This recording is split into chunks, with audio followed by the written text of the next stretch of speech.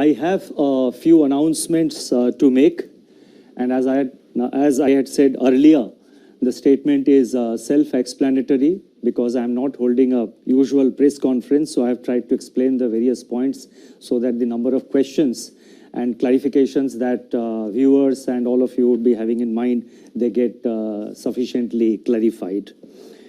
I would like to begin with a quote from the father of the nation, Mahatma Gandhi, and I quote, "It is when the horizon is the darkest and human reason is beaten down to the ground that faith shines brightest and comes to our rescue.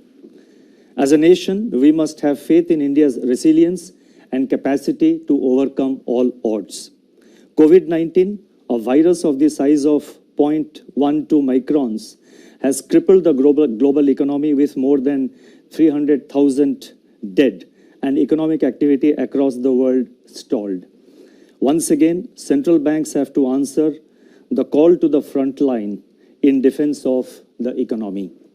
The recent release of macroeconomic data that for the first time revealed the damage wrought by COVID-19 brought forward the need for an off-cycle meeting of the Monetary Policy Committee, that is the MPC, in lieu of the earlier scheduled meeting between June 3rd to 5th, 2020.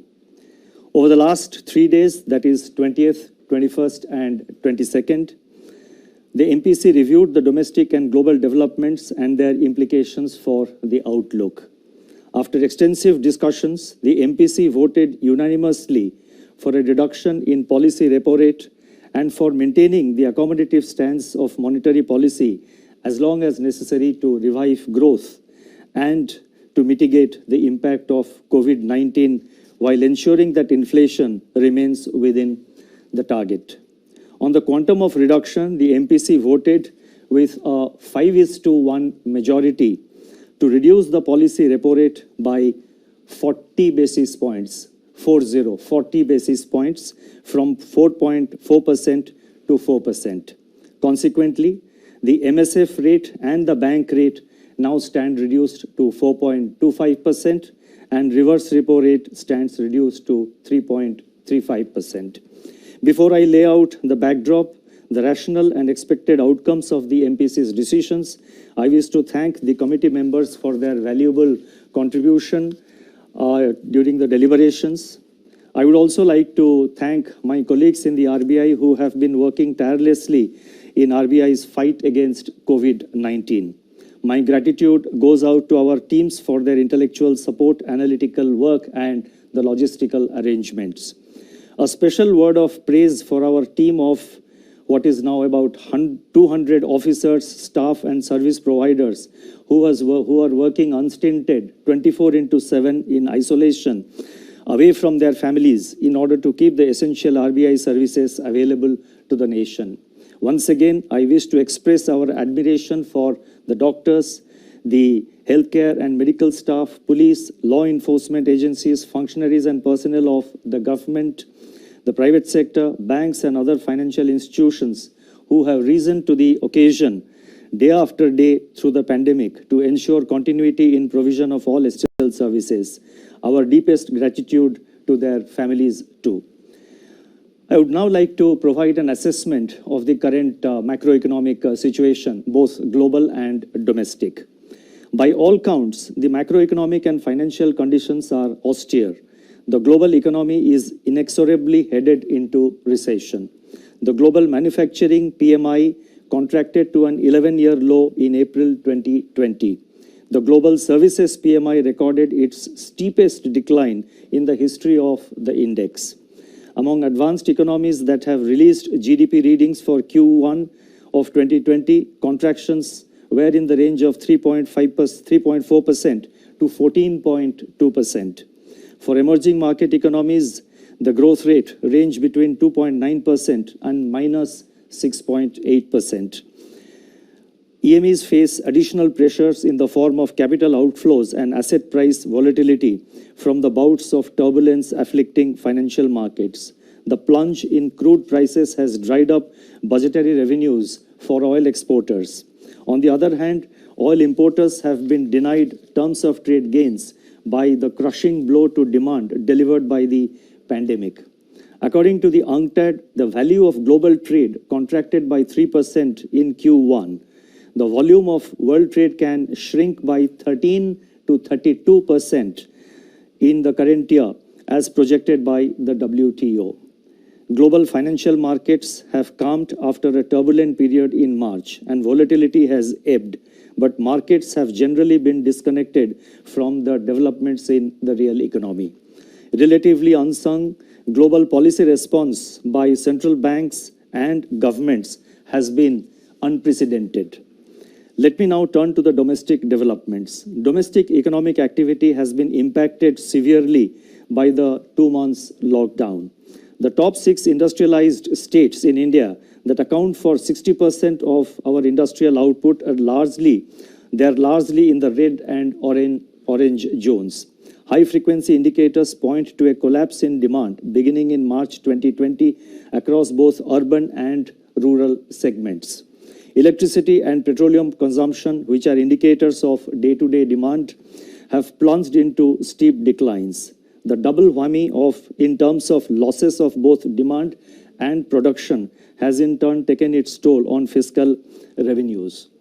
Investment demand has virtually been halted by a decline of 36% in the production of capital goods in March, which was coincident with a contraction of 27% in imports of capital goods in March and 57.5% in April. This is also evident in a fall of 91% in finished steel consumption in April and 25% shrinkage in cement production during March. The biggest blow from COVID-19 has been to private consumption, which accounts for about 60% of the domestic demand.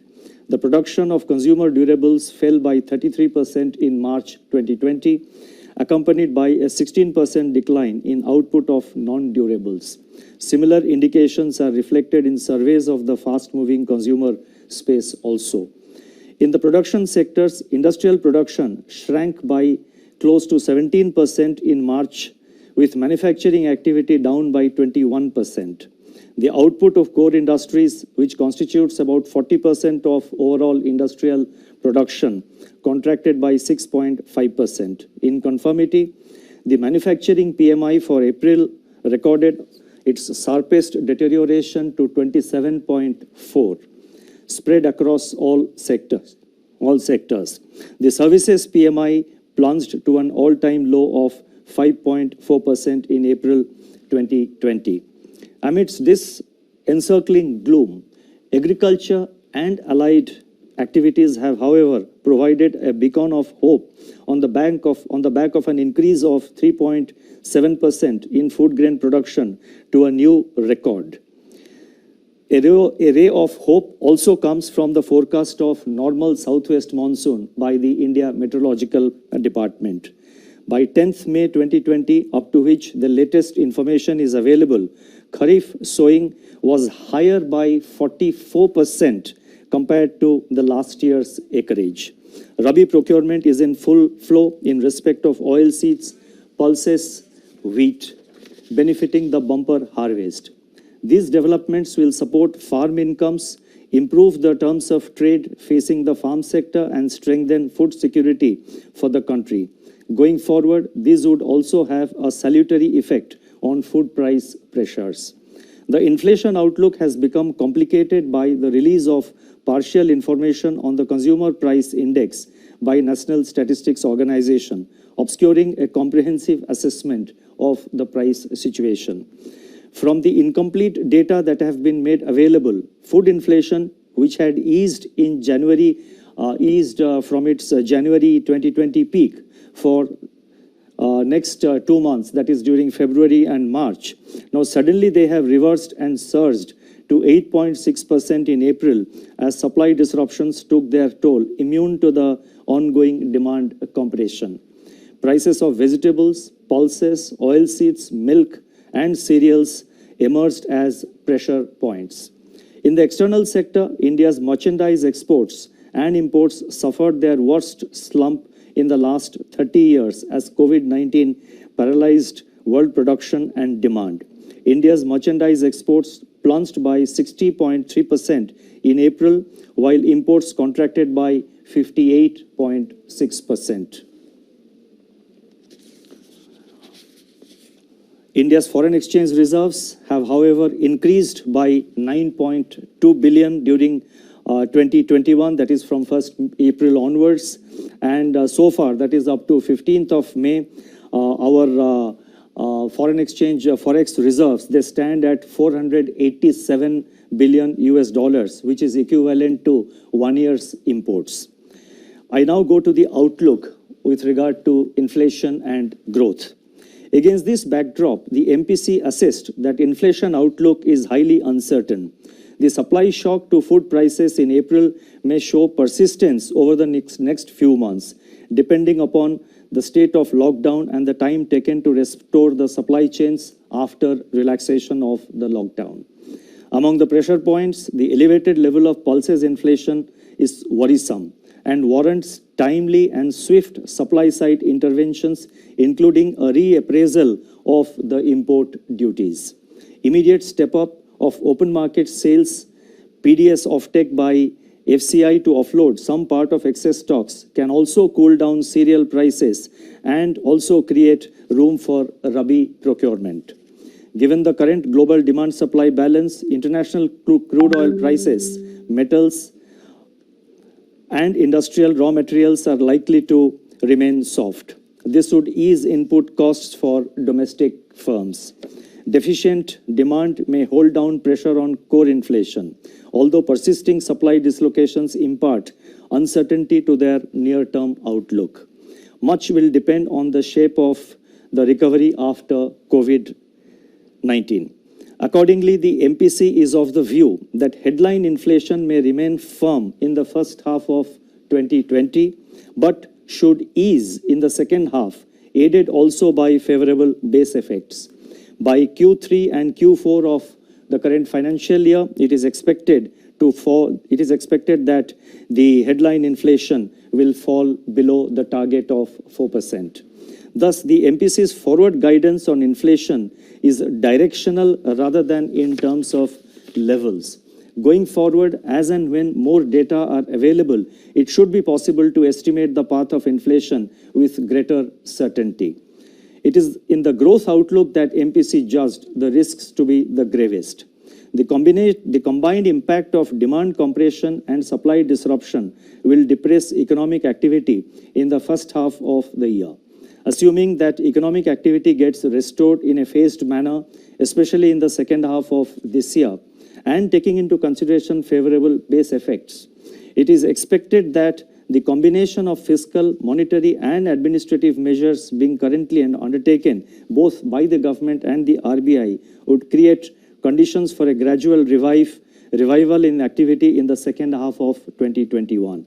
Nonetheless, downside risks to this assessment are significant and contingent upon the containment of the pandemic and quick phasing out of social distancing and lockdowns. Given all these uncertainties, GDP growth in 2021 is estimated to remain in the negative territory, with some pickup in growth impulses in H2 2021 onwards. The end May 2020 release of NSO on national income should provide greater clarity, enabling more specific projections of GDP growth in terms of both magnitude and direction. Much will depend on how quickly the COVID curve flattens and begins to moderate.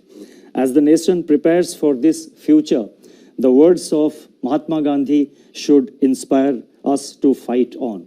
I quote, "We may stumble and fall, but shall rise again," unquote. The MPC is of the view that the macroeconomic impact of the pandemic is turning out to be more severe than initially anticipated. Beyond the destruction of economic and financial activity, livelihood and health are severely affected.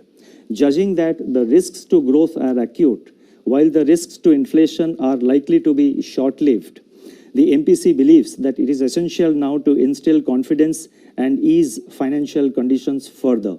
This will facilitate flow of funds at affordable rates and rekindle investment impulses. It is in this context that the MPC voted to reduce the policy repo rate by 40 basis points from 4.4 to 4%.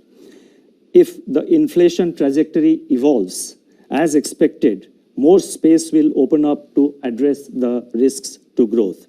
Now, I turn to some regulatory and development policy announcements.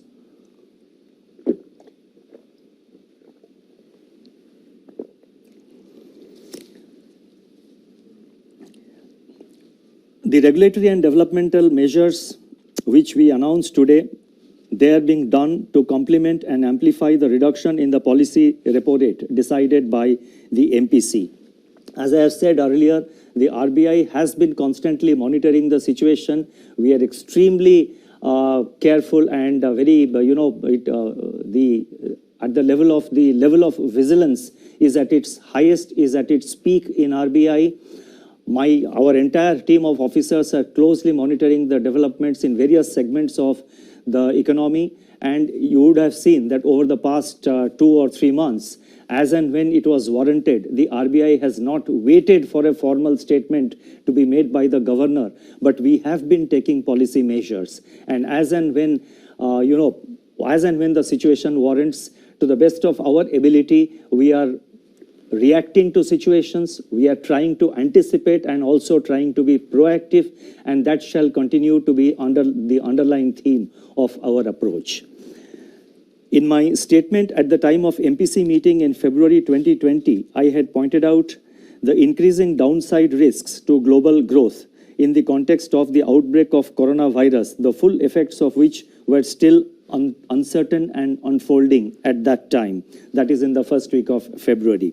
Since then, RBI has proactively managed liquidity conditions, expanding its array of measures, both conventional and unconventional. In the meantime, the monetary policy transmission to banks' lending rates has also continued to improve significantly. I have some details about the transmission of policy rates in the various segments of the financial markets. I have also data about the transmission of the policy rate to the new fresh loans being sanctioned by the banks. I am not reading them out. They are contained in my statement. Those who are interested may please have a look at the statement, which will be uploaded immediately after this statement on the television and in the YouTube is over.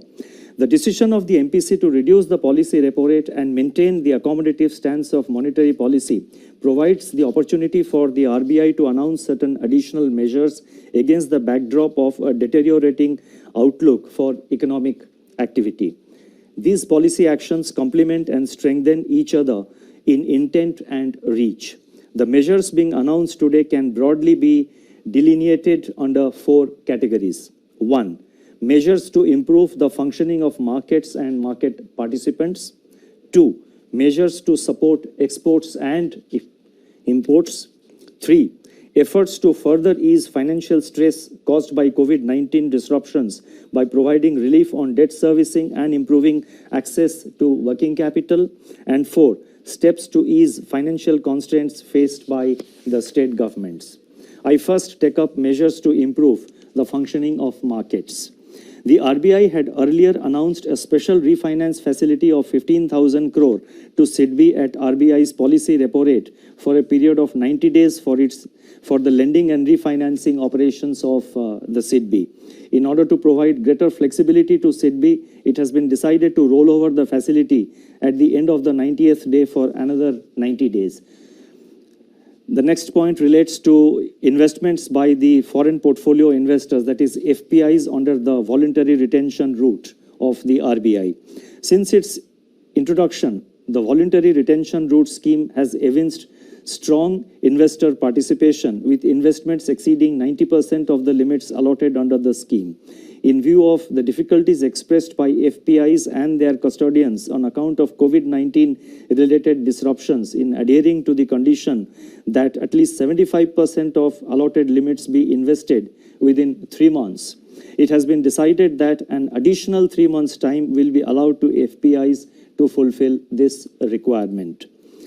The next set of measures relate to our effort to support exports and imports. The deepening of the contraction in global activity and trade, accentuated by rapid spread of COVID-19, has crippled external demand. In turn, this has impacted India's exports and imports, both of which have contracted sharply in the recent months. In view of the importance of exports and imports to the economy, certain measures are being taken to support the foreign trade sector. The first measure relates to export credit. In order to alleviate genuine difficulties being faced by exporters in their production and realization cycles, it has been decided to increase the maximum permissible period of pre-shipment and post-shipment export credit sanctioned by the banks from the existing 1 year to 15 months for disbursements made up to July 31st, 2020. The next measure relates to liquidity facility for the Exim Bank of India. In order to enable the Exim Bank to meet its foreign currency resource requirements, it has been decided to extend a line of credit of rupees 15,000 crore to the Exim Bank for a period of 90 days with rollover of up to 1 year so as to enable it to avail a US dollar swap facility. Next measure relates to extension of time for payment for imports. With a view to providing greater flexibility to importers in managing their operating cycle in a COVID-19 environment, it has been decided to extend the time period for completion of outward remittances against normal imports, that is, excluding import of gold, diamonds, and precious stones and jewelry, into India from 6 months to 12 months from the date of shipment of such imports made on or before July 31st, 2020. The next set of measures relate to measures to ease the financial stress. The RBI had earlier on 2 separate occasions, on March 27th and on April 17th, when I made statements in the media, the RBI had announced, on both these occasions, certain regulatory measures pertaining to granting of 3 months moratorium on term loan installments.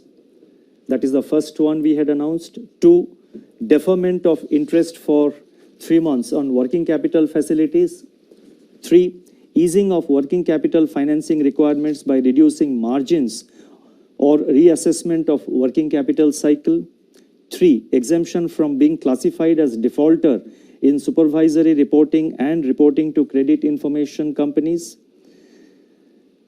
5, I think 1, 2, 3, 4, 5, I'm just listing out. It's possible that it missed to, that exemption probably was number 5, exemption from being classified as defaulter. I think that was 4. The 5th point is extension of resolution timelines for stressed assets. And the 6th point was asset classification standstill by excluding the moratorium period of 3 months. So all these measures we have announced on 27th of March and on April 17th, essentially arising from, this 3 months time we gave, 3 months moratorium we allowed on the term loans, then on working capital we allowed certain relaxations and associated measures. In view of the extension of the lockdown and continuing disruptions on account of COVID-19, the above measures are being further extended by another 3 months from 1st June till 31st August, taking the total period of applicability of the measures to 6 months. That is from 1st March to 31st August 2020. The lending institutions are being permitted to restore the margins. Now, this is another announcement which I would like to draw your attention to. The lending institutions are being permitted, not only with regard to working capital, we are extending the time limit by another 3 months, but the lending institutions are being permitted to restore the margins for working capital to their original levels by 31st March 2020. This is one area where we had given 3 months time now. We are now giving time that the margins which the reduced margins, that will be restored by 31st March, which will make it easier for borrowers to sort of manage their finances, manage their cash flow in a gradual manner. Similarly, The measures pertaining to reassessment of working capital cycle are being extended up to 31st March 2021. Additionally, it has been decided to permit lending institutions to convert the accumulated interest on working capital facilities over the total deferment period of 6 months, that is from 1st March to 31st August, into a funded interest term loan, which shall be fully repaid during the course of the current financial year ending 31st March 2021. Now, this is one area where we had received a lot of representations, not only from banks, but also from the real sector borrowers. They were saying that the earlier deferment of interest which RBI had permitted, that meant that the entire interest component, the entire accumulated interest during the 3 months moratorium had to be sort of paid back to the bank in one shot. Obviously, it was posing problems in cash flow management for the various borrowers, for the various borrowing entities. So taking this into account, we have now decided that it will be converted into, the deferment of the working capital during this 6 months period. They will be converted into a funded interest term loan, which will be fully repaid during the course of the current year, that is during the next few months, and the payment shall be completed by 31st March. This will provide considerable amount of ease, and this will facilitate easier cash flow management by the borrowing entities. In view of the current difficulty in raising resources from capital markets, the group exposure limit of banks is being increased from 25% to 30% of eligible capital base for enabling the corporates to meet their funding requirement from banks. The increased limit will be applicable up to June 30th, 2021. The last set of measures, they relate to easing the financial constraints faced by the state government, and there is one announcement. In order to ease the bond redemption pressure on the states, it has been decided to relax the rules governing the withdrawal from the Consolidated Sinking Fund, that is CSF, while at the same time ensuring that depletion of fund balance is done prudently. Together with the normally permissible withdrawal, this measure will enable the states to meet about 45% of the redemptions of their market borrowings, which are due in the current year 2021. Detailed guidelines for all the above announcements will be issued separately. I now come to my concluding remarks. I would like to say that central banks are typically seen as conservative institutions, yet when the tide turns and all the chips are down, it is to the central banks that the world turns for support. And this is all over the world, almost in every country. And this is visible in the action being taken by the various central banks across the world. And you would have noticed in India also the RBI is trying to take necessary measures, and we are, whatever maximum measures we are able to undertake, the RBI is at the forefront and is taking the measures. Going forward, as I have said, we will continue to be vigilant, and we will take whatever measures are necessary to meet the COVID-related challenges which are ahead of us. As I have stated earlier, the RBI will continue to remain vigilant and in battle readiness to use all its instruments and even fashion new ones, as recent experience has demonstrated, to address the dynamics of the unknown future. The goal, as I have enunciated earlier, are, number one, to keep the financial system and financial markets sound, liquid, and smoothly functioning.